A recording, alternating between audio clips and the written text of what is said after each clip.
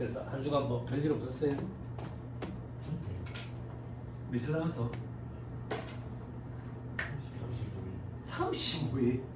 한 달도 더 남았어? 징글징글하네 진짜 징글징글.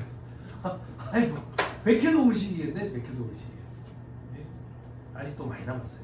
많이 남았으니까 걱정하지 말고 차근차근 하면 돼. 사람이 마음이 조급해지면 조급해질수록 자꾸 얇은 책을 찾는데 제가 누누이 말씀드리죠. 얇은 책으로는 준비 못해 이 시험은. 얇은 책으로 준비할 수 있는 시험이 아니야. 그럼 처음부터 얇은 책을 했지 뭐. 그래?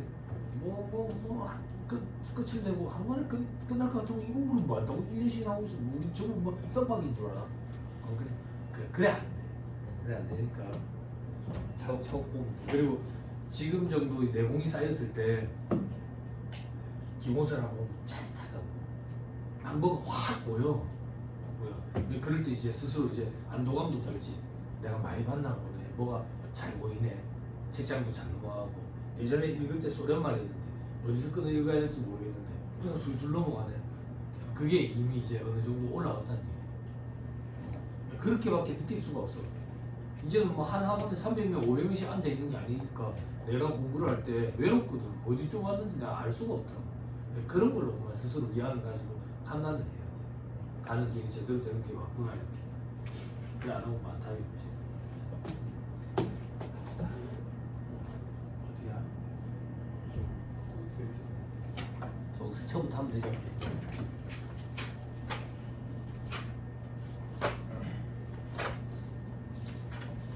또 저기 뭐야 기름 빨리 넣어놔야겠더라. 물렸다 이거 어떻게 됐지? 물렸다.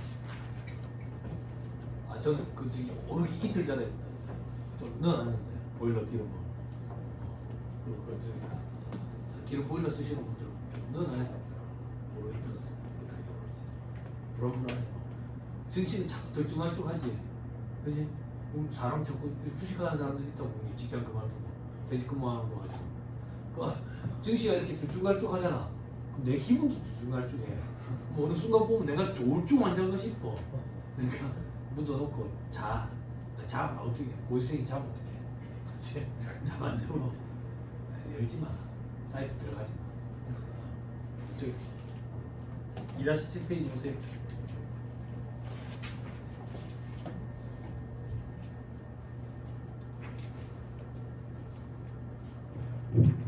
(2-7페이지) 자, 소득세 개혁을 해가지고 종합소득, 퇴직소득, 양도소득 우리 분류과세 표현 기억나죠? 그죠?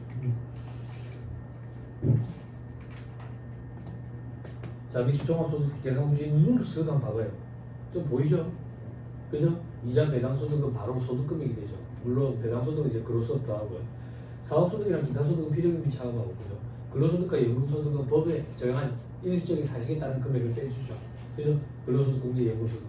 근로소득 공제, 연금소득 공제 이게 말문제 보기를 많이 구성했거든요. 비교하는 형태로. 왜냐하면 이제 근로소득 공제는 한도가 없고 연금소득 공제는 한도가 있는데 이제 근로소득 공제가 한도가 생겨버렸어. 생겨버려가지고 이제 둘 다 비교하는 형태로 아직도 말문제 많이 나오지. 근로소득 공제는 이제 한도가 2,000이죠. 연금소득 공제는 900이죠. 그죠? 근로소득 공제는 36,250. 그죠? 그리고 연금소득은 이제 4,100. 너무 뭐 이제 한도에 걸리는 거죠. 물론 2차 수험생들은 그런 걸 많이 암기하고 들어가요. 계산 문제 때문에. 우리는 그런 것보다는 말문제 보기 좀 대비한다 이렇게 생각하면 돼요. 왜냐면 우리 시험에는 근로소득 금액이 의미가 없거든. 근로소득 공제 산식이 주어지기 때문에. 그래서 우리 시험에서는 총 금액까지만 보거든.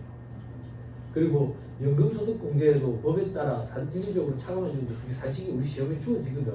그러니까 의미가 없는 거야. 그래서 총 연금액까지만 물어본다. 1차 때는 그 한도에 걸리는 그 수치 자체를 암기하는 게 크게 필요성이 느껴지지는 않을 거예요. 2차 때는 이제 시간 때문에 많이들 암기해가지. 자, 밑에 자 이제 소득공제 차감하고 세율 곱하고 어쩌고저쩌고 끝이 나죠. 넘어갑니다. 종합소득 양도소득 신고 절차 확정 신고예요. 그죠? 5월에 양도소득도 포함되어 있죠. 양도소득도 이때 확정 신고를 하는 거야. 근데 예정 신고하고 나서 별 문제가 없으면 그냥 넘어가는 거야. 근데 합산해야 된다. 2건 이상을 양도했다. 근데 합산 신고를 안 했다. 그러면 이때 돼서 양도소득 합산 신고하라고 이제 우편물이 날라온다고. 성신 신고 확인돼서 사업자는 6월 말까지. 그죠? 자, 그리고 소득세 과세방법 및 특징도 있죠. 소득 원천설, 인가계이고 순자산 증가세를 일부 채택하고 있다. 기타, 퇴직, 양도소득, 일시적 소득도 과세한다더라. 열거주의 과세 방식이다. 근데 이자 배당 소득은 유형별 포괄주의에 입각해 있고 사업 소득은 법인세랑 똑같다고 생각하면 된다. 그리고 과세 방식은 개인 단위 과세 방식이 된다. 다만 조세 비목적의 공동사업은 합산 과세하는 규정이 있다. 그리고 양도소득세 계산할 때 주택수 계산할 때 부부 단위로 주택수만 합산한다. 부부 단위로 그 소득을 합산하는 그런 규정은 이제 위헌이라 가지고 없어졌다. 그렇죠? 그리고 과세 방법 종합과세, 분류과세, 분리과세, 원천징수로 과세 문제가 종결되는 거예요. 그죠? 자, 그리고 서두에 요거 말씀드릴게요. 소득세법은 암기주잖아요. 그지? 그리고 해마다 소득세법은 개정이 많아. 그러니까 다시 또 암기를 좀 해야 돼. 맞죠? 그죠? 자, 다음 페이지. 납세 문자. 거주자나 비거주자에 따라 가지고 납세금 범위 차이가 난다 했다. 거주자면 국내외 모든 소득에 대해서 과세하고 비거주자는 국내 원천 소득에 대해서 과세한다. 그럼 어떻게 구분하는데 비거주자는 거주자가 아니면 비거주자랬다. 그럼 거주자가 뭔데? 국내 주소가 있거나 여기 끊어야지. 국내 주소가 있으면 무조건 거주자야. 근데 만약에 주소지가 없으면 거소지가 183일 이상 있으면 1년 365니까 2로 나누면 182.5. 예, 반 이상이다 그 얘기야. 그렇죠? 밑에 별표식 2번에 동그라미 2번. 국내에 거소를 둔 기간이 다음 중 어느 하나에 해당할 때는 거소를 둔 걸로 본다. 한 과세 기간 동안 183일 이상인 경우. 이게 과거의 규정에서는 이 과세 기간 중에 183일 이상인 경우에서 이게 개정이 됐다. 이제 한 개 과세 기간 중에 183일 이상이면 국내에 거소를 둔 걸로 봐가지고 거주자를 보겠다 그 얘기야. 그런데 동그라미 2번 두 개 과세 기간에 걸쳐서 계속해서 183일 이상이면 이것도 거주자를 보겠다 그 얘기야. 그렇죠? 밑에 특례기죠. 이건 단기 외국인 거주자 특례라고 그랬죠. 단기 외국인 거주자는 1년 단위로 183일 이상 따지면 거주자에 해당하니까 그런 원천 기술이라든지 이런 걸 이제 고액 연봉을 받는 외국인들이 우리나라에 안 들어오려는 거지. 근데 그 사람들을 유치하려면 혜택을 줘야 되잖아. 그래서 이 사람들은 1년에 183일 따지는 게 아니라 과거 10년 중에 5년으로 따지겠다 그 얘기야. 이게 단기 외국인 거주자 특례. 그리고 이런 사람들은 원천징수로 과세 문제 종결돼. 선택할 수 있다고. 19% 원천징수로 끝내. 그럼 우리 시험에 안 나와. 조특법 규정에 19%로 원천징수로 끝낸다고. 그럼 뭐 굉장히 큰 혜택이지. 이런 사람들은 35%, 38% 구간 이상이 있을 수도 있으니까 19% 원천징수로 끝내니까 혜택이거든. 이렇게 해가지고 원천징수를 가지고 있는 사람들을 유치하겠다는 얘기야. 고액연봉자. 파키스탄 사람, 우즈베키스탄 사람, 요즘 막 생산직 근로자들 있지. 그런 사람들 얘기하는 게 아니야. 기술 갖고 있는 그런 사람들 얘기하는 거야. 단기 종료 10년 전부터 국내 주소 고소를 둔 기간 합계가 5년 이하인 외국인 거주자는 국내에서 지급되거나 국내로 송금된 소득에 대해서만 과세하겠다. 됐죠? 위로 다시 올라갑니다. 거주자, 비거주자 이렇게 구분한다. 자, 납세지 보니까 주소지가 없으면 거소지, 주소지가 둘 이상이면 주민등록된 것, 거소지가 둘 이상이면 생활관계가 보다 밀접한 것. 너무 구석진데 이런 게 지금 파란 글씨로 돼 있잖아. 말무드 보기를 한 번씩 다 구성했어. 그러니까 이걸 안 볼 수는 또 없는 거야. 어쩌겠어. 자, 밑에 비거주자 한번 보시합시다. 넘어갑니다. 거주자, 비거주자 구분 사례돼 있죠? 그죠? 이때는 거주자를 보겠다 그 얘기야. 동그라미 1번. 첫 번째. 국내에 거주하는 개인이 계속해서 183일 이상 국내에 거주할 것을 필요로 하는 직업을 가졌대. 그럼 거주자를 보겠다는 얘기야. 동그라미 1번. 국외 근무, 우리나라 공무원, 거주자야.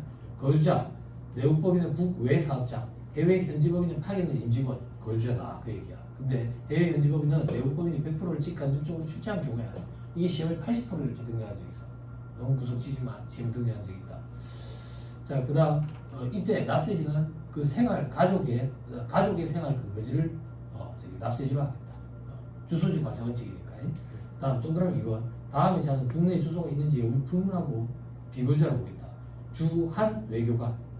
왜냐면 주미 우리나라 사람 그 대사로가 있다고 거주자로 보거든. 그럼 반대로 주한 대사는 비거주자로 가져야 되겠지. 그거 얘기하는 거야, 그렇지? 그리고 가족들도 같이 데리고 가니까. 그리고 또 그러면 이는 합주국 군대 구성원, 군무, 그들의 가족 이런 사람들, 그렇죠? 밑에 국내에 거주하는 개인이 국내 생계를 같이 하는 가족이 있고 그 직업이나 자산 상태에 비추어 계속해서 183일 이상 국내에 거주할 것으로 인정되는 때에는 국내 주소를 가진 것으로 본다. 외국인들 중에 우리나라에 와서 장사하는 사람도 있어요. 연예계 활동하는 사람들도 있고 그런 사람들 얘기하는 거다 생각하면 돼요. 국외에 거주 또는 근무하는 자가 외국 국적을 가졌거나 외국 법령에 의해서 그 외국의 영주권을 얻은 자로서 국내에 생계를 같이 하는 가족이 없고 그 직업 및 자산 상태에 비추어 다시 입국해서 국내에 거주하라고 인정되지 아니할 때는 비거주자로 봐야지. 그죠? 그 밑에 외학생과 한국이 승무원은 생계를 같이 하는 가족이 국내에 있대. 그러면 거주자로 보겠다는 얘기야. 국외에 있대. 비거주자로 보겠다는 얘기야. 아시아나국인데 미국 바운드만 자꾸 왔다 갔다 해. 그래서 미국에 체류하는 기간이 더 많아. 그렇지만 거주자로 보겠다. 아메리칸 에어라인인데 우리나라에 거주하는 기간이 훨씬 더 많대. 우리나라만 왔다 갔다 해서. 그렇지만 가족이 미국에 있다. 그럼 우리나라 입장에서 비거주자다 그 얘기야. 됐죠? 안 어렵죠? 그죠? 밑에 거주자 또는 비거주자 되게 되는 시기 국내에 주소를 둔 날부터 거주자야. 국내에 주소를 가지거나 국내에 그 주소가 있는 것으로 보는 사유가 발생하는 날부터 거주자가 되는 거야. 국내에 거주를 둔 기간이 183일이 되는 날부터 거주자가 되는 거야. 오른쪽에 거주자가 주소 또는 거소의 국외 이전을 위해서 출국하는 날의 다음 날부터 국내에 주소가 없거나 국외에 주소가 있는 것으로 보는 사유가 발생하는 날의 다음 날부터 비거주자가 된대. 이제 이런 거 잘했어. 보고 까먹고 그러는 거야. 어쩔 수 없어. 사람인지라. 시험 당일날 시험 시간에만 머릿속에 잠깐 담아두면 돼. 알았죠? 그죠? 미리미리 좀 해놔. 이런 걸 별도로 이렇게 이제 구분해 놓는 사람들이 있는데 뭐 좋은 습관이야. 근데 이제 이게 쌓이다 보면 뭐 하루 전날에 봐야 이렇게 하루치가 넘어. 그러니까 너무 많아진다고. 미리 좀 봐. 자, 나머지 보지 말고요. 다음 페이지. 동그라미 4번.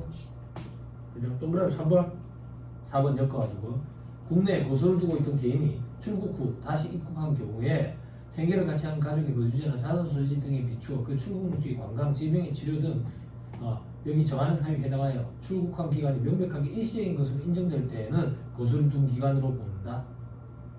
됐죠? 외국인이 있어 우리나라에 거소를 두고 있는데 잠깐 저 나라에 갔다 왔대. 왜 갔다 왔는데 몸이 아픈데 우리나라 약이 잘 안 되네. 그 일시적으로 갔다 온 거야. 그런 경우에는 출국한 기간 자체도 다 우리나라에 거소를 둔 기간으로 다 합산하겠다 그 얘기야. 그래야 183일 이상 따지겠다는 얘기라고. 됐죠? 그죠? 아니 우리 해외에 오랫동안 체류하러 갈 때는 우리나라 약 받아가잖아. 나도 저 중국에 가서 살기 전에 가까운 저기 내과 가가지고 약 좀 싹 처방해달라 했더니 한 달치가 안 해서 2달치 정도. 저거부터 시작해가지고 타이레놀부터 시작해서 막 감기약이랑 소화제랑 막 해서 처방해달라 했더니 이게 좀 달라. 확실히. 근데 일본 약은 좋더라. 생명공학이 우리나라보다 한 10년 앞서겠다 하잖아. 그냥 우리나라 사람들이 일본에 오면 그렇게 약을 사오는 거야. 먹도 안 하는데. 약도 유통기한이 있어. 시효라는 게 있다고. 시효라는 게 있는데. 아무튼 저기 파스부터 시작해가지고 막 자석 들어있는 파스부터 시작. 중국이 아직도 못 사는 줄 알았는지 중국 갔다 온다 그러고 사람들이 다 호랑이 요거트 사오란다. 호랑이 요거트 사오. 호랑이 요거트 사오. 아무튼 자, 그 다음 동그라미 4번 제외 동포가 입국한 경우에도 그렇게 따지겠다 그 얘기야. 됐죠? 그죠? 아니다 그런 얘기 하지 마. 스티브 유는 어떻게 되고 있어? 뭐 늙어가고 있겠지. 뭐 어떻게 되고 있겠어? 나보다 좀 더 늙고 있으니까. 넌 몰라. 옛날에 진짜 신이었어. 진짜 신이었어. 내가 대학교 1학년, 2학년 이럴 때였어. 노래방에 뭐 다 그 노래였어. 다 그 노래였다고. 난리였어. 열정이 묻혔지. 자, 밑에 2번에 법인으로 보는 단체 외의 법인 아닌 단체에 나왔어요. 이제 표로 구성을 해주셨어요. 이제 법인 아닌 단체 중에 국세기본법상 법인으로 보는 단체 이게 이렇게 표현하는 거야. 법인으로 보는 법인 아닌 단체 말장난 같이 원적에서 그렇게 표현해. 이걸 왜 구분하는데 인격이라는 걸 부여해가지고 우리는 법인세법을 적용할 건지 소득세법을 적용할 건지 그 구분할 거야. 법인격을 부여한 걸 법인이라고 아니면 자연인이야. 법인격을 부여받은 법인은 법인세법에 영향을 받고 자연인은 소득세법에 영향을 받는다고. 근데 법인 아닌 단체가 있거든. 법인 아닌 단체, 사단, 재단 이런 것 중에. 근데 이제 국세기본법상 그냥 법인으로 보겠대. 그거에 법인으로 보는 법인격 없는 법인 아닌 단체라고. 그럼 법인세법을 적용하겠다. 다만 법인세법상 비영리 내부법인으로 보겠다 그 얘기야. 그렇죠? 뭐 법인으로 보지 아니하는 법인 아닌 단체는 소득세법에 영향을 받겠지. 이거는 일거주자로 보든지 아니면 공동사업으로 가. 이익을 분배하느냐 뭐 여부에 따라 가지고. 아무튼 이렇다들 넘어갑니다. 내용 정리돼 있죠. 정리는 여러분들이 하시는 거예요. 다음 페이지 특수한 경우에 납세 의무. 여기 있는 내용 정리는 여러분들 국세기본법에 이제 인격 부여하는 거 있지. 법인격 부여하는 그 부분이랑 같이 좀 엮으면 이해가 좀 괜찮을 거예요. 자, 특수한 경우에 납세 의무도 있죠. 공동사업, 그죠? 사업자 별로 납세 의무가 있다. 또 그러면 이번에 합산과세되는 경우가 있다. 그때는 연대 납세 의무를 진다. 한도는 손익분배비율에 해당하는 그대의 소득 금액이지 소득 금액에 해당하는 소득세액 이렇게 하면 틀린 소리야. 근데 그렇게 몇 번 오답공유를 구성한 적이 있어. 상속세 비상속인이랑 구분해야 되지. 근데 비상속인은 다운 속에 들어가고 없으니까 이제 상속인이 납세 의무를 지는 거지. 근데 적게 올 수가 없댔다. 증여를 통한 우회양도 연대 납세 의무가 있다. 자, 그리고 신탁재산, 신탁의 수익을 받을 수익자 이게 귀속되는 걸로 본다. 그 사람이 신고해야 된다. 납세 의무자다. 법인세법이랑 같다. 그렇죠? 예외 위탁자에게 귀속되는 걸로 보는 경우도 있다. 위탁자가 지가 막 좌지우지하는 경우에, 그렇지? 그리고 공동소유 자산은 각 거주자가 납세 의무를 진다더라. 그렇죠? 넘어가면.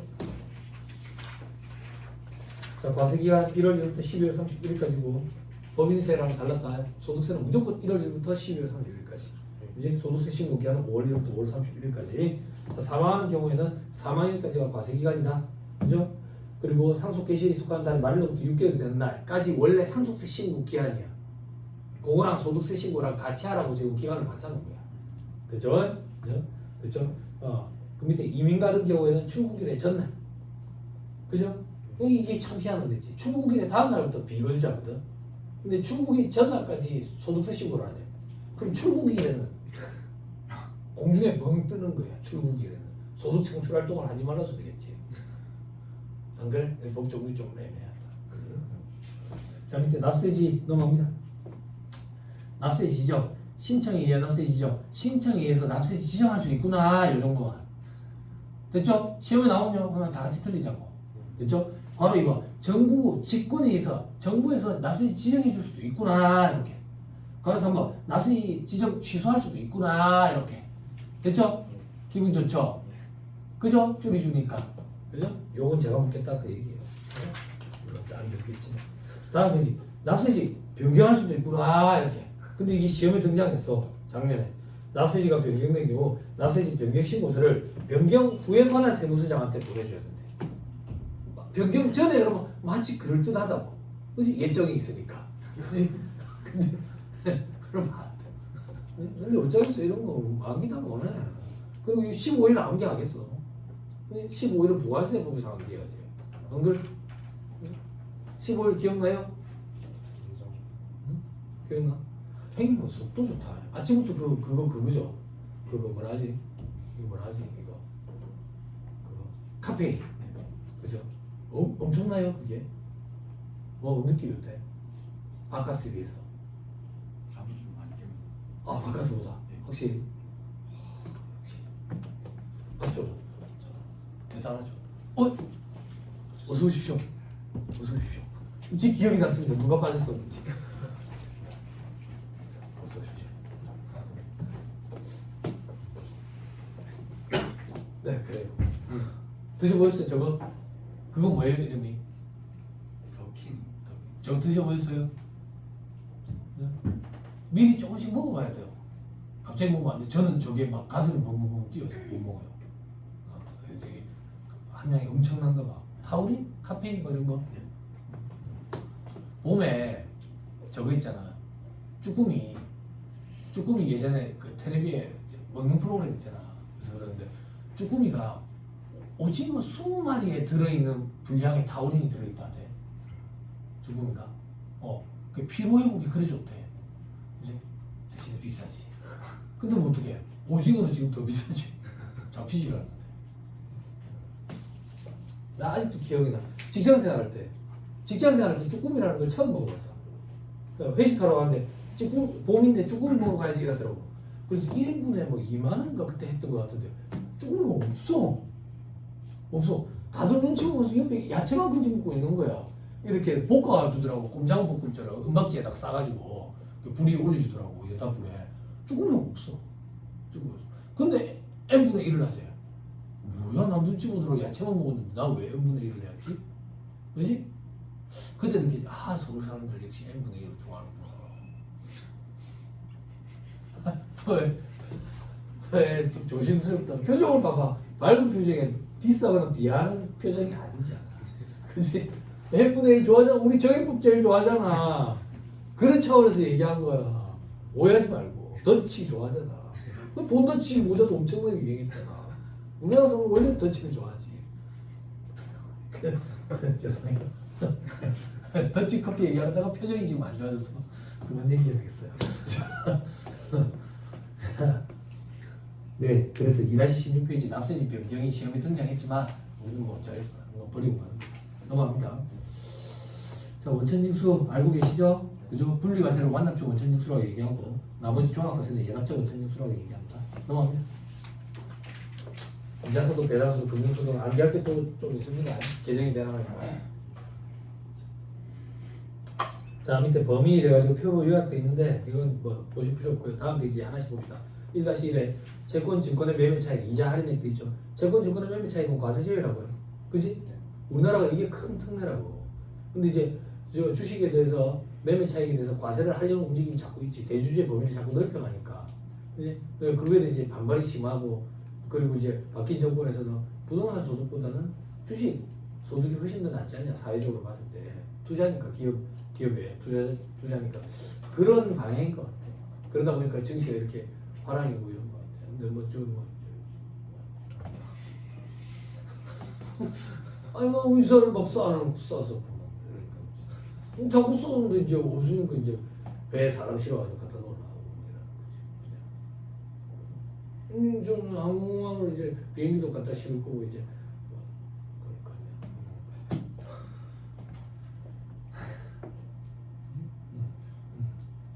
그래요. 근데 환매 조건부 경우에는 이자 소득을 보겠다 그 얘기야. 그죠? 여러분들 저거 회의 시간에 이런 거 있었죠? 그죠? 매매를 가져가는 이자, 그죠? 리스냐 아니면 저기 금전 대차거래냐 이런 것들을 구분하는 거예요. 주제가 시작. 그리고 이제 채권 증권의 이자와 할인액, 그죠? 이자 소득이라고. 할인액은 뭔데? 현재 가치 할인 자금 생각하면 이자잖아. 그거 얘기하는 거예요. 근데 동그라미 2번에 발행자가 누구냐? 1호가 무관하게 이자 소득으로 과세하는데 국채 등을 공개 시장에서 통합 발행하는 경우 이때는 과세하지 않아. 됐죠? 여기서 이렇게까지만 했으면 됐거든. 근데 여기서 너무 구석진이 지역적인 시험에 나온 거야. 그래서 또 조금 더 봐야 돼. 어디까지 봐야 되냐면 저 밑에 또 별표지 3번에 동그라미 1번 봐봐. 국채, 산업금융채권, 채권 어쩌고 저쩌고 이런 것들을 공개 시장에서 통합 발행 이 표현이 나와야 돼. 공개 시장에서 통합 발행하는 경우에 그 채권의 할인액은 이자수로 보지 않아. 됐나요? 근데 밑에 동그라미 2번은 여기에 해당하지 않으니까 과세를 한대 이자소득으로. 지자체가 발행한 채권 이자와 할인액, 국가가 발행한 채권이 원금과 이자가 분리되는 경우에는 원금에 해당하는 채권 및 이자에 해당하는 채권의 할인액. 너무 구석지죠. 그죠? 어차피서 근데 이게 다 시험에 말문제 범위를 구성한 데 있거든요. 그러니까 제가 딱 정해줄게. 이렇게 암기하자니까. 공개 시장에서 통합 발행이라는 표현이 나오면 과세하지 않는다. 나머지는요, 그만 틀리자니까. 다 과세하는 걸로 보고 가자고. 응? 됐어요? 됐죠? 됐죠? 자, 밑에 추가 정리사항. 그죠? 국가가 발행하는 채권으로서 그 원금이 물가에 연동되는 채권, 물가 연동 국채의 경우 채권의 원금 증가분은 채권의 이자 및 할인액에 포함한다 돼 있죠? 됐죠? 그냥 이렇게 기억하자니까 그냥 공개 시장에서 통합 발행 이런 표현이 없으면 다 과세하는 걸로. 됐어요? 네. 그죠? 꼼수예요, 꼼수. 무슨 말인지 아시겠죠? 저는 채권에 투자하지도 않고 저기 주식에 투자도 안 해요. 그러니까 이런 게 뭔지도 몰라요. 뭔지도 모르지만 저기서 우리 시험을 자꾸 등장하니까. 그럼 합니다. 보험차익 과세한 거 이거는 꼭 기억해야 돼. 전체적인 틀을 이거는 2차 시험에 서술형으로도 등장을 하거든.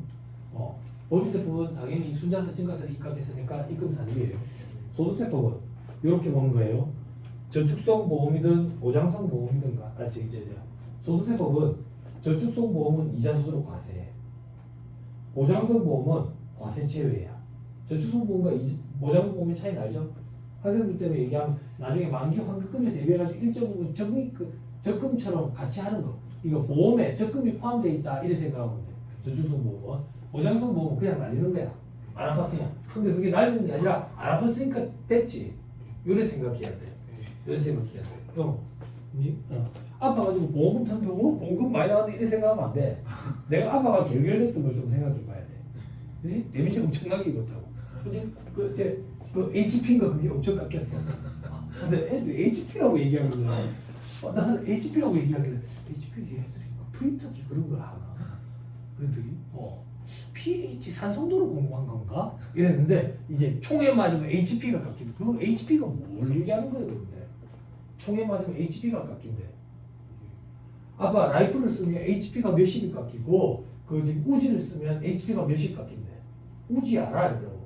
알지? AK-41도 알지? 애들 총 쏘더라고 요즘에. 알아? 몰라? 아, 총을 쏴. 총 쏘면 안 되더라고. 아무튼 예전에 직장생활 할 때 아직도 기억나요. 직장생활 할 때 처음 들어갔는데 노사 상생팀에 그 대리가 맨날 와 친한 척을 하는 거야. 요즘에 친한 척 하지 그랬더니 알고 봤더니 그 사람이 노사 상생팀으로 가기 전에 사원일 때 기획팀에서 내 업무를 했었던 거야. 그래서 저 사람이 내한테 그렇게 관심을 갖는구나 싶었는데 자꾸 꼬셔 술 먹자고. 그래서 자기 사준대에서 갔더니 포장마차에 앉혀가지고 계란말이 시켜놓고 새우다시까지 소주만 먹이는 거야. 계란말이 하나에. 나 다른 것도 먹을 줄 알거든. 근데 내가 그 말을 해서 싫었는가 봐. 닭발 얘기하는데 나 닭발 안 먹거든. 아니 이게 닭 다리 먹으면 되잖아. 굳이 발을 왜 먹어야 돼? 나 발 별로 안 좋아해. 그리고 모양도 좀 안 좋아. 모양이 안 잡혀 있으면 억지로라도 좀 먹는데 모양이 잡혀 있어야 맛있대. 우리 와이프 모양이 있는 걸 좋아. 난 손 넣는데 닭발 문제오더라고. 안 먹는다 했더니 계란말이 굽고 계란말이 한 개만 시켜가지고 새우다시까지 술을 주더라고. 이 사람은 왜 이러나? 왜 이렇게 좋아하나? 가정도 끓여놓고 서클에 들어오네. 회사 서클에. 회사 서클 뭐하는 건데 이거 총 쏘는 서클인 거야. 그 서바이벌인 거야 그거. 그래서 그 총 쏘면 뭐하는데 그러니까 그 물감을 쏘는 거예요. 진짜 총알 날아가는 거 아니고. 선생님 취향이. 저기 모여가지고 군복을 입게 된 거야. 군복 더 이상 입고 싶지 않아. 왜 땅바닥에서 저기를 떼굴떼굴 구는 거야. 각계전투 하는 거야.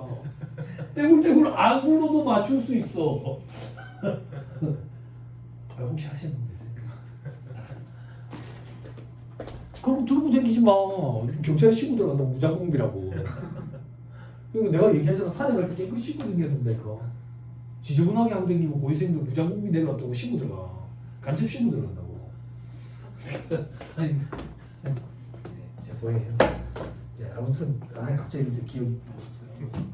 그 총을 100만씩 주고 사는 거야. 물감 총을. 안 그래? 봐봐 지금 여성분들 표정 봐봐. 쫓기나 할만하지. 그건 쫓기나 해야 된다 우리 분들. 인생 막살이 돼야 돼. 자, 다시 돌아올게요. 자, 보장성 보험은 그러니까 이제 아파가지고 나오든지 아니면 안 아프면 그냥 없어지는 거야.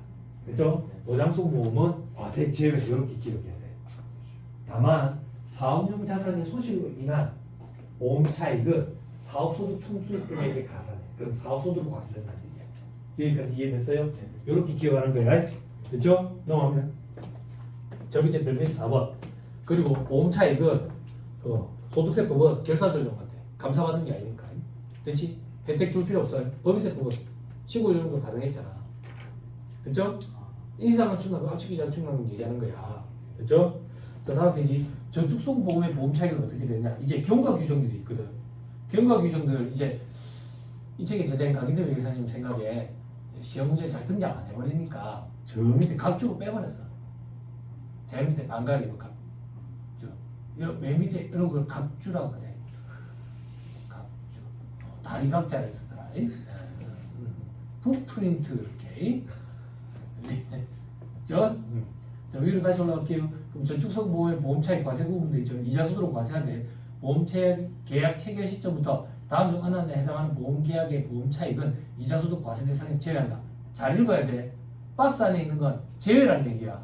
나머지만 과세한다. 동그라미 1번 계약기간 10년 이상의 장기 저축성 보험의 보험차익이야. 제가 시험 준비할 때는 여기까지만 돼 있었어. 계약기간 10년 이상의 장기 저축성 보험의 보험차익은 과세 제외했다고. 근데 이게 자꾸 세분화되면서 요건이 자꾸 다 날린 거야. 몇 년에 걸쳐서. 이 밑에 반가리 이거 각주 보면 2013년 이전, 2013년 이후, 2017년 이전, 2017년 이후 이렇게. 근데 우리 이런 거 이제 보지 말자고. 위로 다시 올라서 하나만. 동그라미 이번에 계약기간이 10년 이상이고 동그라미 기억에 5년 이상, 납입기간이 5년 이상인 월 적립식 보험 계약일 것. 동그라미 디귿에 연간 매월 납입하는 보험료 합계액이 150만 원 이하일 것. 그리고 동그라미 3번에 55세 이후부터 연금 형태로 받는 종신형 연금 보험일 것. 됐나요? 이 정도면 우리 요건 안개할 수 있겠지. 경감 규정 필요 없으니까. 됐죠? 이 정도 갑니다. 야 그러면 지난번에 할 때 안개하라지. 못하겠어. 내가 그랬잖아. 손가락 6개 이나라 해서는 5개가 비읍시라고. 이 책의 저자가 이렇게 엮어버리는 순간 이게 대세가 돼버려. 수험생들이 다 이걸 보고 들어갈 거라고. 이 책이 그만큼 많이 팔리니까. 그러니까 우리도 이 정도는 해라고. 남들보다 더 할 수는 없어도 남들보다 적게 하면 안 되니까. 응? 됐죠? 오케이. 됐어. 자, 그 다음. 걸어 3번. 이자 소득으로 보는 저축성 보험의 보험차익 계산 방법도 있죠. 그죠? 만기 중도 해지로 인한 보험금, 공제금, 환급금에서 납입 보험료 뺀다. 내거 뺀다. 되니까. 그게 보험차익이지 뭐야. 됐죠? 저 밑에 반가로 이번에 수입 시기, 지급일. 그 전에 해지하면 해지일. 그죠? 다음 해지. 직장 공제에 초과받는 거. 뭐만 한 게 하면 된다 했지. 무조건 분리 과세.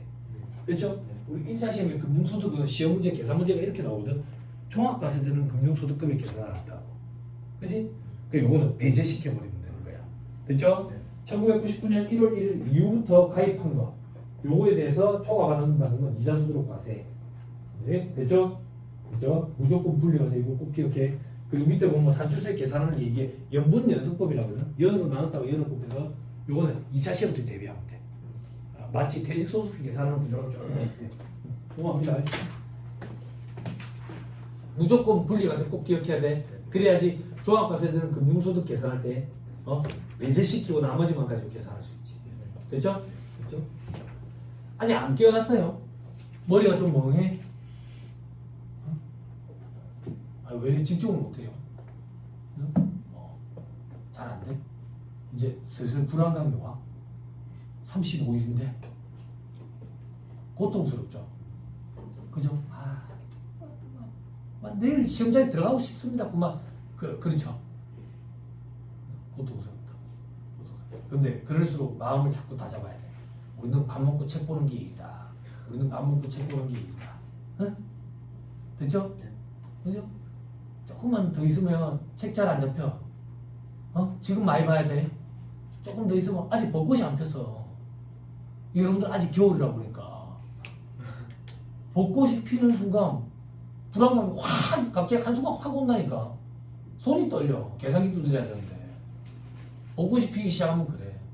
주변에서 뭐 벚꽃 구경을 가니 뭐 난리 물소리 치고 막 그런 거 지금 우리 연금 엔딩인가 벚꽃 연금인가 그 말 있잖아.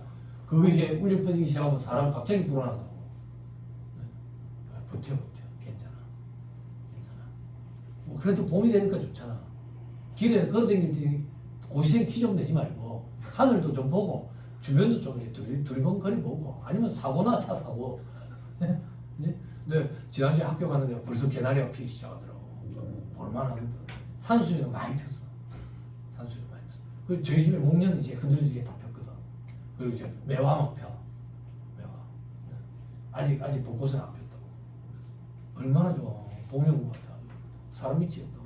그래서 지금 꽃을 엄청나게 사왔는데 날이 추워가지고 아침 저녁으로 일이 많아. 아침에 그걸 밖에 내놨다가 저녁 되면 안에 또 다시 들여야 돼. 어쩌겠어. 이제 모판처럼 사오거든. 모판처럼. 한 30개 판이 있어. 그러니까 거실에 발디딜 틈이 없는 거지. 거실에 이제 깔아놨다가 아침 되면 이제 햇볕을 얘들 좀 쬐줘야 되고 얘들 통풍이 잘 돼야 돼. 통풍이.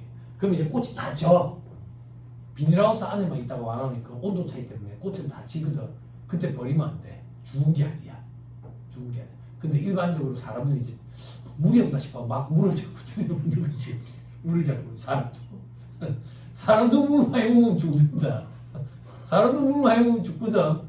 꽃이 시들시들할 때 물을 자꾸 주면 안 돼. 근데 사람들은 물을 자꾸 줘. 그리고 어린 마음에 물을 자꾸 주면 빨리 클 거라고 또 생각하는 그런 사람들도 있어. 시들시들할 때는 가만 냅둬야 돼. 혼자만의 시간을 갖고 싶어서 그런 꽃들이 가만 냅둬야 돼. 그러면 지가 알아서 다 지고 나서 꽃대가 또 새로 올라와. 그리고 누가 봐도 꽃이 물이 없을 때는 누가 봐도 물이 없구나 이런 게 느껴져. 쭉 쳐져 있어. 여러분들처럼 지금 파김치처럼 돼 있다고 막 이렇게 쭉 쳐져 있다고. 그럴 때 물을 주면 얘들이 엄청 좋아해. 오늘 막 터진다고. 주말이라서 화해단체 가고 주말에 화해단체 가고 막 터져. 애기 있습니까? 애기 있습니까? 애기 없어. 애기 있습니까? 애기 있으면 애들 데리고 가면 애들 엄청 좋아한다고. 네. 그래요. 무슨 너 말고요. 할머니 있는데 어른도 좋아하네요. 힘냅시다. 아까 제 형님이 그러는데 아직 35일이나 남았대요. 형님 3일에 한 번씩 1회도 가면 10회도 가고 5회 쉴 수 있어. 그지? 그지? 웃지 말고 진짜로 안 그래? 6일에 1회도씩 하면 5회독 하고 5회 쉴 수 있다고. 응? 가능하다니까. 가능해. 제 자식 진짜 지겨워 죽겠네. 몇 회독을 돌리라는 소리야 도대체. 지금 빡세게 많이 해놓으면 이 자식한테 좀 수월해. 이 자식한테 좀 수월하다고. 응? 이 자식한테 생판 처음 보는 것 같은 느낌이고 사람 미친다고. 응? 또 봅시다. 2-25페이지. 비용 대금의 이익, 이자소득인데 25% 원전 징수하고 파산 등을 일부 회수 불가능할 때는 원금부터 회수한걸 본다. 이게 시험에 잘 나와요. 수입 시기는 빠른 날. 됐죠? 넘어갑니다.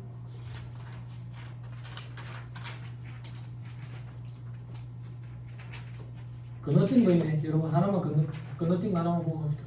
밑에 별빛 3분의 예외 P2P는 14%.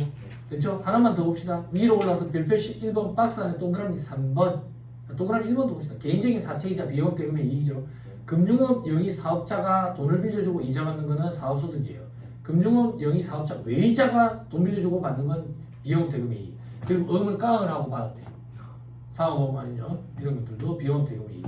외상매출금 사업소득과 관련돼 있죠. 그죠? 이거를 기일이 도래해가지고 대여금으로 소비대차 전환을 해버렸대. 그때부터는 빌려준 돈이니까 그때부터 받는 건 이자소득이에요. 됐죠? 넘어갑니다. 1.5의 소기업 소상공인 공제 부분에서 발생하는 소득. 이게 노란색 공제라고 표현하는 거예요.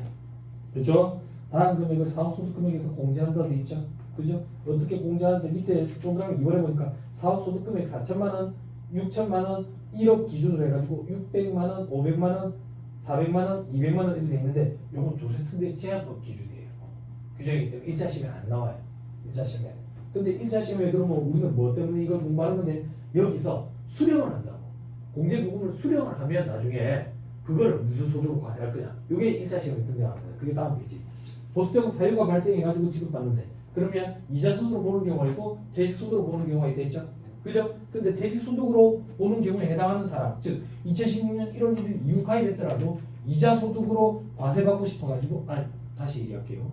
2015년 12월 31일 이전 가입자라 가지고 이자소득으로 과세되는 사람인데도 불구하고 퇴직소득으로 과세받고 싶으면 신청을 할 수 있다 했어요. 그게 별표시 2번에 동그라미 1번에 있다 했죠. 그죠? 그리고 위로 다시 올라서 법정 사유가 발생하기 전에 해지하면 기타 소득이에요. 원전지 세율은 15%예요. 됐죠? 됐나요? 됐죠?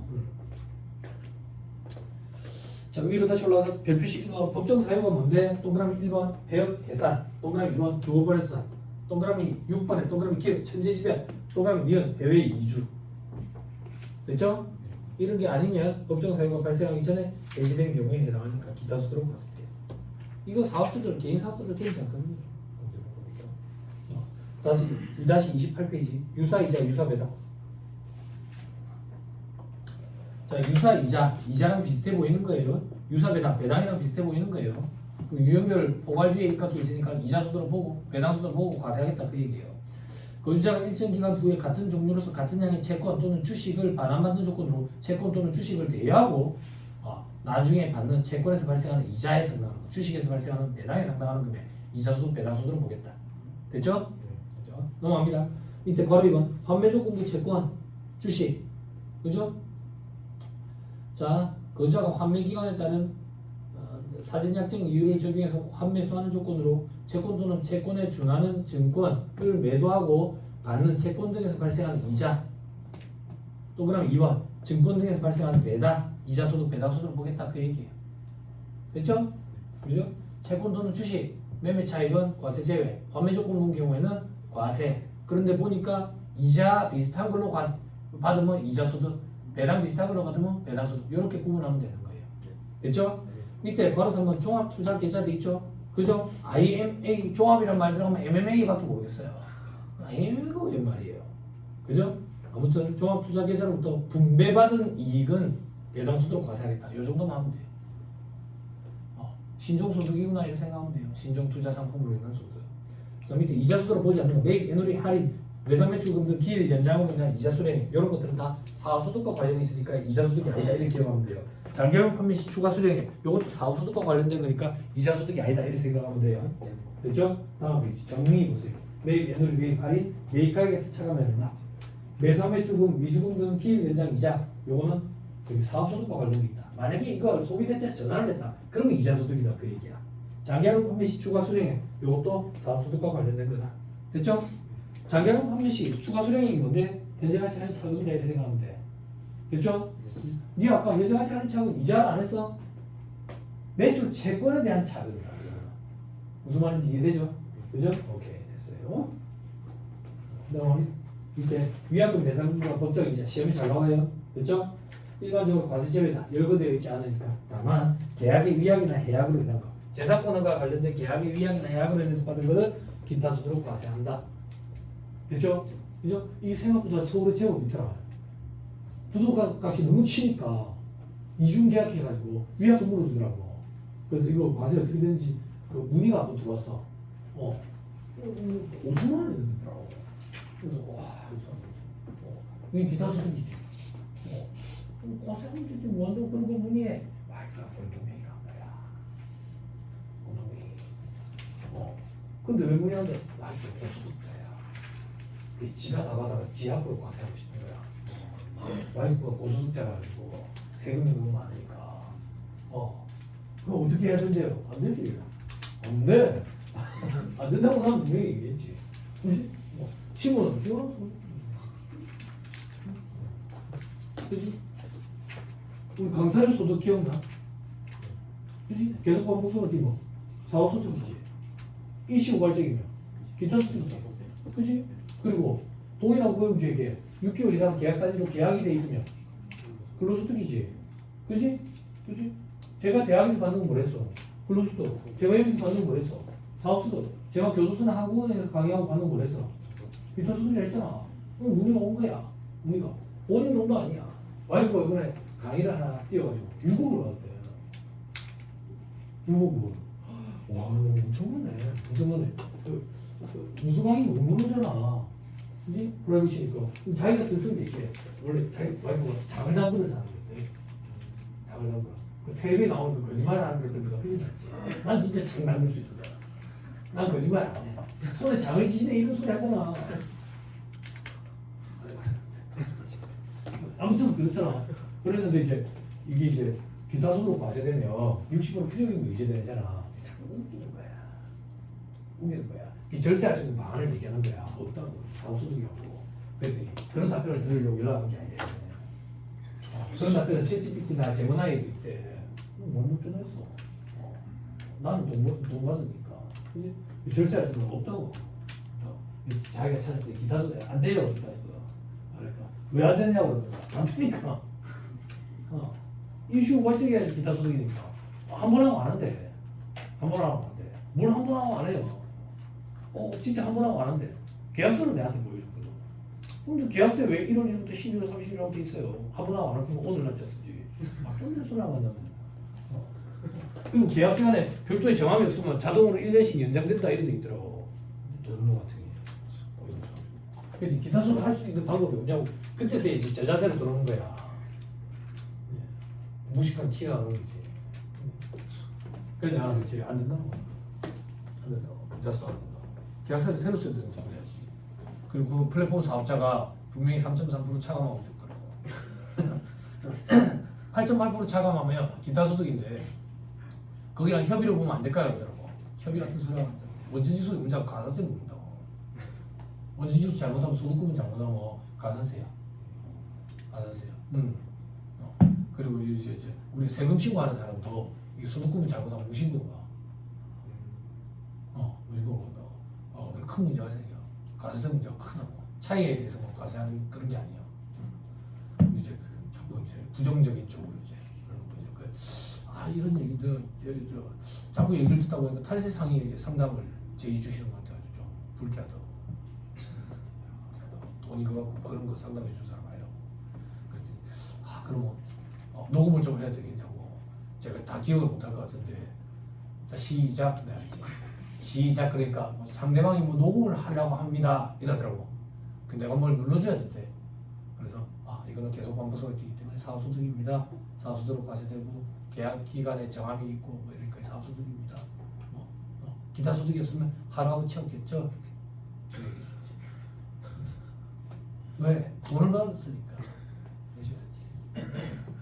그거 어렵나? 안 어렵잖아. 자다가 일어나가 잠깐 상담해 주는 건데 돈 벌었잖아. 그 와중에 애들 또 롯데 올 때만 안 그래? 그럼 그 세금을 어떻게 그 쥐어서 나한테 세금 지고 해달라 안 맞지. 의뢰가 안 맞지. 그런 거 의뢰 안 받아 또 꼭 지저분한 거 의뢰하는 사람들이 세무사님한테 의뢰 드리려면 어떻게 해야 될까요? 그러면 내가 그러면 나 부산에 있다고. 말투는 안 느껴지냐고. 그래요? 그래도 부산에 있어도 의뢰 드리면 아프다. 내 할 것도 지금 다 잘 못한다고. 앞뒤가 안 맞지. 근데 상담은 다 하고 있으니까 아프다 해라고. 용돈 노는 거지. 너무 좋지 않아? 그럴 때 이 자격증의 메리트. 또 동기부여 하나 시켜줄까? 말 나온 김에 여러분들 어제 저희 둘째가 좀 아팠어요. 저희 둘째가 참을성이 많아요. 딸내미인데 얘는 웬만하면 아프다는 소리를 안 해. 얘가 아프다 그러면 진짜 많이 아픈 거예요. 많이 아프고. 그래서 학교 선생님한테도 그런 걸 미리 학교 초에 얘기를 좀 드려요. 우려 사항이라든지 이런 거 놓고 애가 아프다 그러면 좀 많이 아픈 거니까 제가 바로 데리러 갈 수 있으니까 연락을 좀 달라고 부탁드린다고. 애가 웬만하면 좀 참는다고 스타일이. 아침에 애가 좀 머리가 아프대요. 학교 안 가려고 그러나 열을 잡아요. 열이 있어. 야, 안 가고 싶어? 안 가고 싶대. 어떻게 하면 돼? 선생님한테 연락하면 된대. 선생님한테 연락했지. 못 가겠다. 동기부여 안 돼? 되지. 그래? 내가 직장생활에서 봐. 내가 만약에 직장생활에서 봐. 애가 아침에 머리 아프다 그래. 진짜 학교 가기 싫어가지고 또 그런 소리 하고 있는데 빨리 가! 빨리 가서 양치하고 빨리 가방치기 하고 빨리 가. 이래 안 했겠어? 안 그래? 근데 이 자격증 이 일을 하고 있으니까 그래? 가지마. 괜찮아. 아빠한테만 살짝 얘기해봐. 머리가 안 아픈데? 머리가 아픈 것 같아? 아침부터? 아니 진짜 아프대. 그러면 진짜 아픈 걸 아빠가 할까? 아니 진짜 아프대. 열을 좀 아프대. 미안한 거야. 열이 나더라고. 병원 갈래? 어쩔래? 오후까지 열 안 떨어지면 병원 가겠대. 그래? 오전에는 아빠랑 폰에 할까? 가자. 엄마 가자. 선생님한테 전화할게. 선생님한테 연락을 요즘에는 그걸 하거든. 카톡 같은 게 있어. 학교 선생님들하고. 선생님 그거 일이 안 지워지래. 일이 안 지워져. 걱정스러운 거야. 선생님이 걱정하시려고 싶어. 아니야 다를까 할머니한테 전화를 하고 비상전화하고 찔러고 다 했는데 연락이 안 돼가지고 저한테 연락했다는 거야. 나는 이미 카톡을 보내놨는데. 그러니까 아버지랑은 상담을 잘 안 하는가 봐. 보통 아버지들은 바쁘니까 연락이 안 되니까. 그치? 이 직업을 찾으려고. 선생님이 아버지한테 연락해도 된다고. 앞으로 아버님한테 연락드려도 될까요? 그러더라고. 저한테 그냥 연락 주세요. 저한테 연락 주세요. 집이 가까우니까 3분 거리니까 바로 데리러 갈 수 있습니다. 애 아프면. 그렇지. 이 직업의 장점. 보셨죠? 이걸 학교하면 아들 3명 정도 낳을 수 있다. 얼마나 좋아. 하나 낳잖아요. 예뻐서 또 낳고 싶어요. 둘을 낳잖아요. 예뻐서 또 낳고 싶어요. 짧고 더 낳고 싶어요. 엄청 예쁘거든요. 하는 짓이. 아직 사춘기가 안 왔으니까. 공간만 분리될 수 있으면 돼요. 공간만. 그러니까 돈을 부지런히 벌어가지고 넓은 데 살아야 돼요. 공간이 분리돼. 집에 개를 여러 마리 키워도 공간이 분리되면 개들이 스트레스 안 받아요. 개들도 쉬는 시간이 필요하거든. 집에 애들이 있으니까 개들 자꾸 장난칠 거 아니야. 개들이 저끼리 어디 가가지고 잠깐 쉬다가 와. 정말 그래. 그럼 개들 스트레스가 줄어들어. 밖에 나가서 산책을 한다 그런 거 아니야. 걔들은 혼자 있는 시간을 줘야 돼. 술을 먹으면 개가 되는 그 개도 혼자 있는 시간이 필요하거든. 스트레스 풀어. 동기부여 됐죠? 그죠? 이 직업의 최고 장점이에요. 애들 아플 때 아침에 병원 데리고 갈 수 있는 게 최고 장점이에요. 열심히 하십시오. 자, 밑에 비과세 이자소득 되어 있는데 이건 비과세 배당소득에서 같이 정리할 거고요. 다음 페이지. 종합소득금액에 합산하는 이자소득금액은 필요금비 차감 이런 거 안 한다. 그렇죠? 필요금비라는 말이 나오면 현업자료다 이렇게 생각하면 된다. 자, 밑에 수입식이 현금주의인 경우 무기명 채권 이자, 기명 채권은 약정 이하 지급, 각종 예금 이자, 저축성 보험 보험 차익, 요 노란선 공제 이런 거, 그렇죠?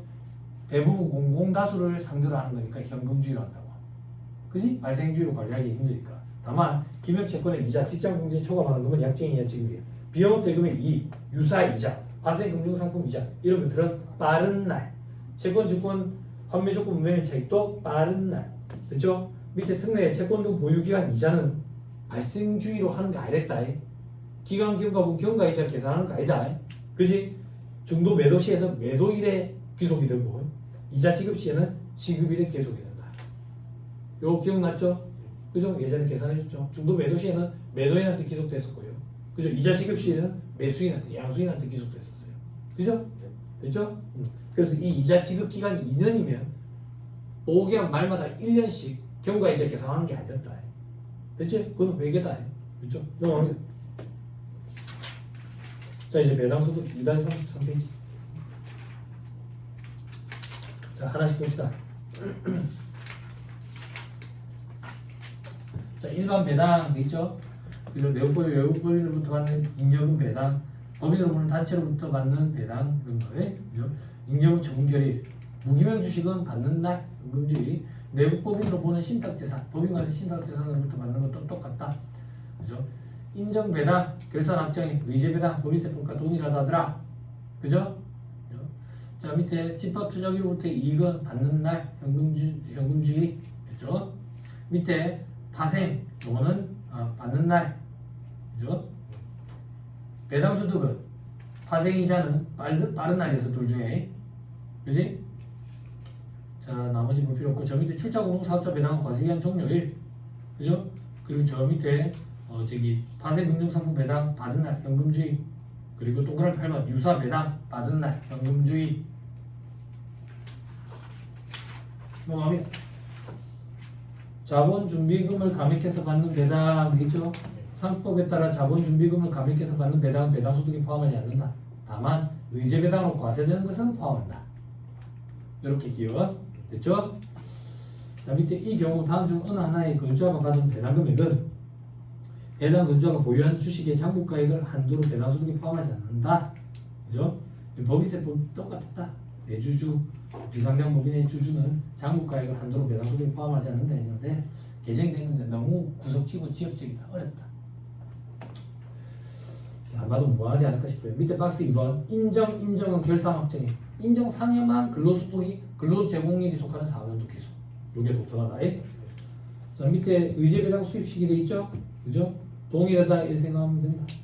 박스 4번 배당소득으로 과세하는 파생 이런 말. 그죠? 이건 어떤 건데 밑에 동그라미 1번 주가연계증권 ELS 그리고 뭐 DLS 뭐 ELW 이런 것들 다만 코스피, 코스닥 이런 걸로 발생한 이익은 양도소득으로 과세한다더라. 됐죠? 요건 뭔데? 주식 여러 개를 동시에 파는 걸로 보는 거야. 그래서 양도소득 과세 대상이다 이렇게 생각하면 돼. 그지? 나머지는 뭔데요? 주가 지수에 따라 가지고 움직이는 거야.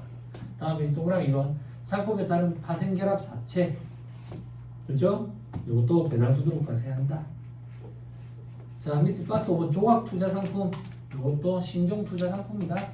돈이 없으니까 한 번에 못 사고 조각조각 산다 하더라. 케이크 한 판 홀 케이크로 사는 게 아니라 조각으로 샀다. 그지? 그러면 좀 더 비싸. 이래 사보면 홀 케이크 돌렸어. 그죠? 아무튼 그런 거. 그치?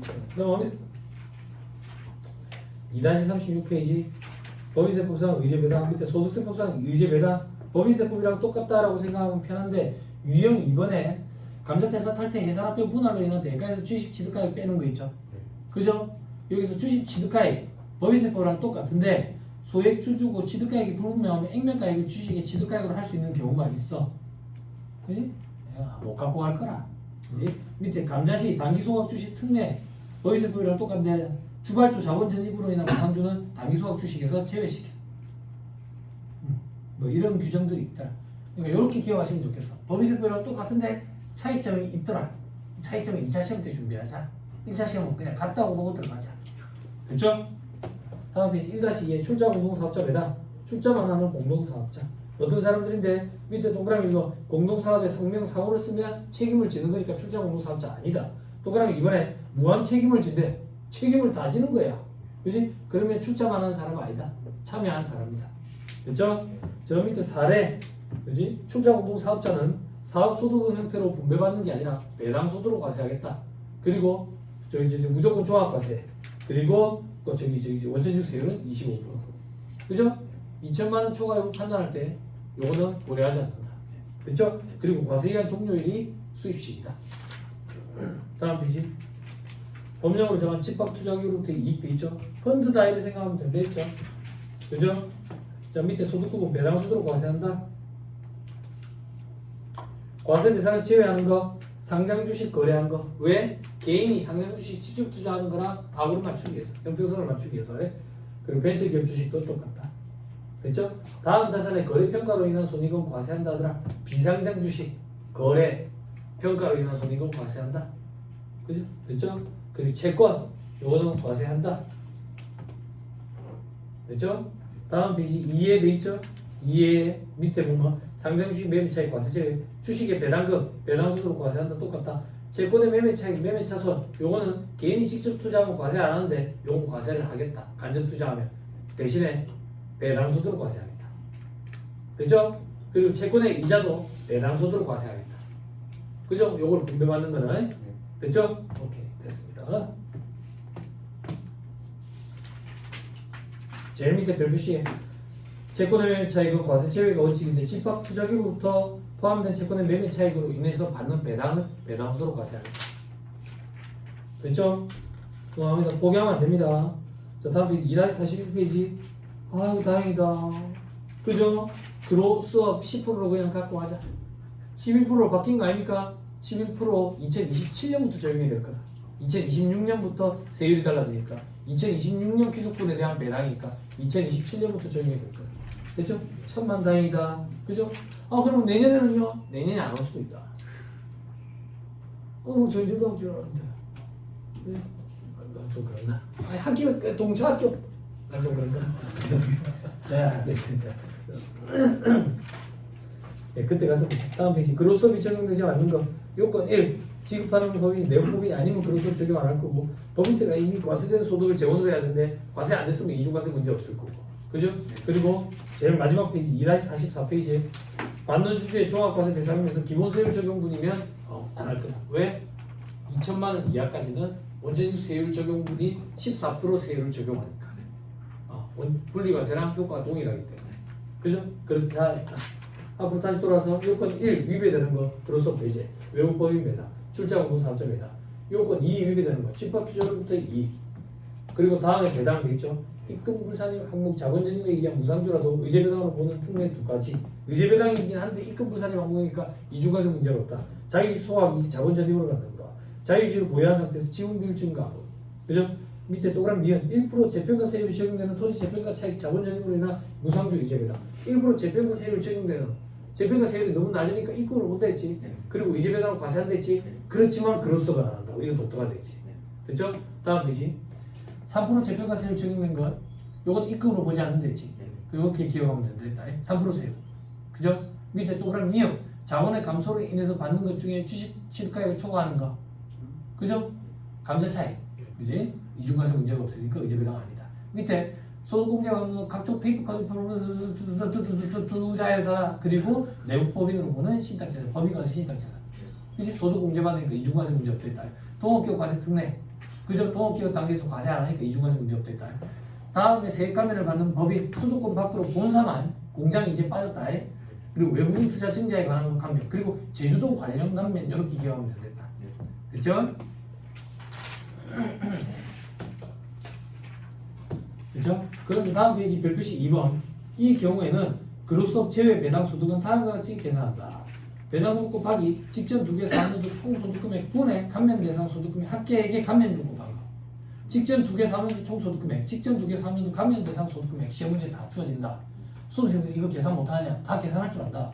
그럼 수험생들이 어떤 실수하는데 이 계산된 금액이 그로서 제외다. 이걸 헷갈린다. 계산 안 하고 이걸 그로서 대상으로 집어넣으면 안 된다. 그로서 제외가 이 계산 대상이다. 나머지가 그로서 대상이다. 이거 착각하면 안 된다. 됐죠? 자, 위로 다시 올라와서 동그라미 6번 파생, 유사 이런 것들 또 그로서 배제. 그리고 마지막 동그라미 7번에 분리과세 대상 배당소득 그로서 제외. 종합과세 대상이지만 2천만 원까지 구성하는 거 그로서 제외. 됐죠? 됐습니다. 다음 페이지. 정리돼 있죠? 그죠? 정리하세요. 그죠? 방금 말로 정리해줬어요. 금전소득 과세 방법. 종, 조, 계, 출자공동 사업자. 당사자에서 오신 분들 잘 따라오세요. 이 책의 저자 계산 방법이에요. 그림에 보시면 무조건 종합과세 종 동그라미. 밑에 조건부과세 조 동그라미. 밑에 계 동그라미. 밑에 출자 동그라미. 오른쪽에 이자 배당 동그라미.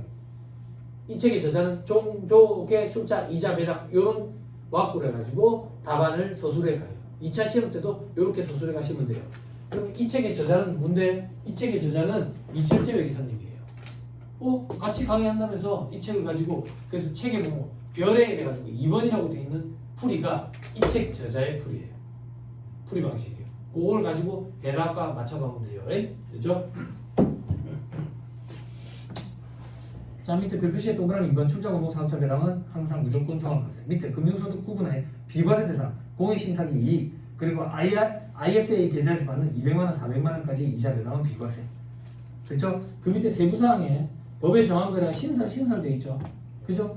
이런 거 암기하기 힘들거든. 근데 어쩌겠어 신설된 게 좀 많아. 벤처 이래가지고 소득금액 이런 거 뭐 비과세 한다며. 그지? 다음 페이지 보니까 뭐 청년을 정자하고 하고 있나. 그지? 하긴 뭐 60세 이상 고령자도 이제 청년 등에 포함되니까.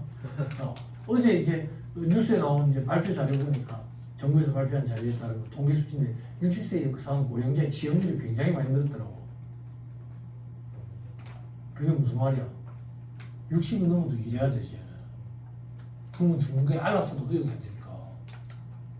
노후에 어떻게 살 거냐 이거야. 요걸 합기해가지고 좀 편하게 사람같이 살자. 응? 라우어 저런 데도 한번 들어가서 살아보고. 응? 실무도시. 안타까운 일이지. 근데 우리나라에서 남자가 50이 넘는 순간부터 남자가 직장 구하기 되게 힘들거든. 여성보다. 이제 동그라미 디귿에 농어가 목돈 마련할 수 있도록 도와준대. 말이 너무 좋은데. 자, 그 밑에 뭐 기초연금수급자, 장애인들 이런 사람들 저축 좀 하래. 제로금리 시대에. 온라인 하는데. 아깝다. 이런 좋은 거. 아무튼 이런 거 밑에 보니까 영농조합법인, 영어조합법인, 농업회사법인 이런 거에 대해서 면제해주는 규정들이 있더라. 비과세해주는 규정. 그죠? 파란 글씨만 안개가 더 크게 무리 없을 것 같아요. 넘어갑니다. 다음 글씨 또 뭐 있는데 동그라미 이응에 장병내일 준비조건이에요 말이야. 그지? 너가 제일 어리지 여기서. 너 말년병장할 때 얼마 받았어? 159만 원인가 줬다더라. 그 저기 요번에 학교에 가지고 애들 2학년 상품은 2학년 수업이거든. 159만 원. 그래 애들한테 야 직업금 있나 한번 생각해봐라. 괜찮지 않느냐 내가 했다고. 많이 주는 거야. 너 몇 살인데? 제대한 지 좀 됐어? 아 그래 기억이 안 나. 꿈에서 군대 자꾸 다시 가잖아. 아직은 꿈꾸면 군대 다시 갈 군대 그 나이야. 나중에 이제 나이가 자꾸 더 들잖아. 저 뒤에 형님처럼 나이가 들면 꿈에서 다시 군대를 가는데 그만 오래. 이제 총을 못 쏠 것 같으니까 가래. 어쩔 것 같아. 159만 원 그러면 이제 바쁠 때게 한 게 소인들은 이제 돈 좀 더 줄 거 아니야. 돈 더 안 주면 괴리감이 들어가지고 되겠어. 병장 말년병장들이 맘먹으려 하는데 자꾸. 그러니까 간호사도 소인들이랑 자꾸 말년병장이랑 사귀는 거야. 이제 아저씨가 될 거니까. 아니 그 저기 병원 부대에 있었거든. 그런 일들이 제법 있어 생각보다. 아무튼 그랬어. 자 이런 거 뭐 그리고 뭐 청년 도약 계좌 청년 도약을 할 거예요. 그리고 이런 것뿐만 아니라 그 뭐라 하지 그 학교에 그 근로장학생 이런 것들 근로장학생 여러분 많이 달랐어요. 나 얘기 듣고 놀랐네. 뭐 애들 근로장학생이라는 거야. 근로장학생이 왜 이렇게 많아? 학교에 할 일이 그래 많냐? 학교 밖에 공공기관에 가서 일을 하는데 근로장학생이 있대 그죠? 그렇더라고. 그래서 니는 뭐 하냐니까 얘 뭐 한다잖아. 뭐 한다는데 관심이 없어. 기억이 잘 안 나. 저 학교에서 일 도와주는 것뿐만 아니라 근로장학생이 많더라. 아무튼 이런 것들인데 너무 스트레스 받지 마세요. 해마다 이런 것들 자꾸 생겼다가 없어졌다가 막 그래요. 1하시 49페이지 이제 무조건 분리과세입니다. 만기 10년 이상인 장기 채권의 이자 할인에 대해서 분리과세 신청한 경우 시험 문제 이렇게 기억하면 돼. 분리과세 신청했다 그러면 30% 적용하면 돼. 이제는 법이 개정된 지 오래돼가지고 분리과세 신청한 경우는 거의 없어. 2018년 1월 1일 이후부터는 분리과세 신청은 안 돼. 조건부과세라고. 조건부과세. 자 밑에 동그라미 이번에 비실명 금융소득은 45% 제일 높은 건 됩니다. 금융실명의 대상은 90%. 직장공제에 초과하는 거면 아까 무조건 분리과세를 했다. 그렇죠? 기본세율 적용하고. 그리고 민사집행법에 따라 강제 경매, 보증금, 경락 등금에서 발생하는 이자소득 무조건 분리과세. 일반적인 원칙 세율 적용하고. 법인으로는 단체, 외의단체 중 수익을 구성원에게 배분하지 않는 단체로서 단체 명의를 풀기 위해서 금융거래를 하는 단체. 아파트 관리사무소 시험에 나왔다. 그리고 ISA 계좌 200만원, 400만원 무조건 분리과세. 비과세. 그리고 나머지는 9%로 분리과세 하는 규정이 있거든. 그런 게 있더라. 밑에 집밥 투자, 일밥 투자 이런 것들. 됐죠? 이런 건 어떻게 기억하는데 9%짜리가 있고 14%짜리가 있고 이 정도만 해. 됐죠? 고이용, 고수익, 하이리스크, 하이리턴 이런 거 해. 됐죠? 이런 것들 다 암기 못한다 그 얘기예요. 됐죠? 너는 그러면 제가 시험 문제 다 암기했죠. 어떻게? 몇 개 없었어요. 몇 개 없었다고. 한 3개, 4개 정도밖에 없었다고. 그래. 3개, 4개가 다 달랐어. 3개 중에. 분리가서 3개 다 달랐어. 5%짜리가 있고 뭐 9%짜리가 있고 뭐 이랬었거든. 다 암기했었는데 지금은 너무 많아요. 너무 많고 시험이 잘 나오지도 않고요. 됐죠? 넘어갑니다. 그리고 다음 페이지 박스 1번에 IS 계좌 이거는 또 조투복 기준이에요. 여러분들은 그냥 비과세 무조건 분리과세 배제하고 금융소득 종합과세 계산한다 이렇게 생각하면 돼. 넘어갑니다. 다음 페이지 2-52페이지 박스 2번 고배당 기업 주식의 특례 배당 소득 신설돼 있죠? 그죠? 요게 언론에서 얘기했던 그거예요.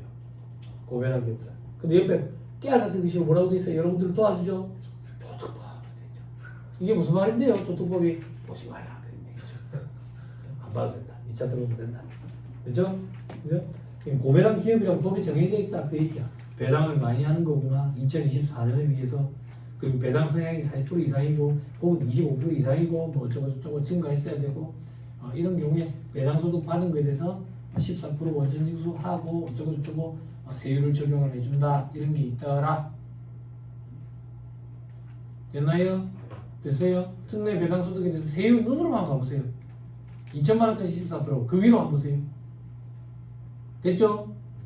뭐가 됐는데 우리 보통 6, 15, 24, 35, 38, 40, 42, 45 이래 돼 있잖아. 근데 아무리 높아도 30%잖아. 혜택을 주는 건가요? 그 얘기야. 됐죠? 그죠? 고소득자일수록 혜택이 엄청나게 크지. 그죠? 그러니까 반발도 심한 거예요. 그죠? 넘어갑니다. 밑에 바로 한번 무조건 종합과세 대상 국외 금융소득 중 국내에서 원천징수 안 됐어. 국내에서 원천징수 됐으면 조건부 과세야. 국내 금융소득 중 원천징수 안 됐어. 그럼 무조건 종합과세야. 한번 봐봐. 요래 생각하면 돼. 종합과세야 조건부 과세. 종합과세는 원천징수가 안 됐으면 분리과세가 될 수가 없어. 원천징수가 안 됐으면 분리과세가 될 수가 없다고. 그럼 무조건 종합과세지. 원천징수가 안 됐다잖아. 어떻게 분리과세가 돼? 무조건 다 종합과세지. 그치? 그렇게 생각하면 돼. 그죠? 자, 나머지 높일 거. 자, 넘어갑니다. 종합과세는 금융소득의 세율을 구분되는데 여러분 다 공부했어요. 넘어갑니다. 다음 페이지. 수동적 동업자는 없어요. 그쵸? 넘어갑니다. 금융소득 종합과세 접근 방법 접근 다 했어요. 그죠? 그래서 종합소득금액 계산하고 과표 계산하고 산출세 계산한 방법 다 했어요. 그죠? 넘어갑니다. 금융소득 관련 세액공제, 외국납부 세액공제, 배당세액공제 꼭 기억해야 돼요. 그죠? 그죠? 비교세액이 산출세액이 되면 배당세액공제 금액은 0. 기억나죠? 그죠? 다 했네요. 문제 한 풀어.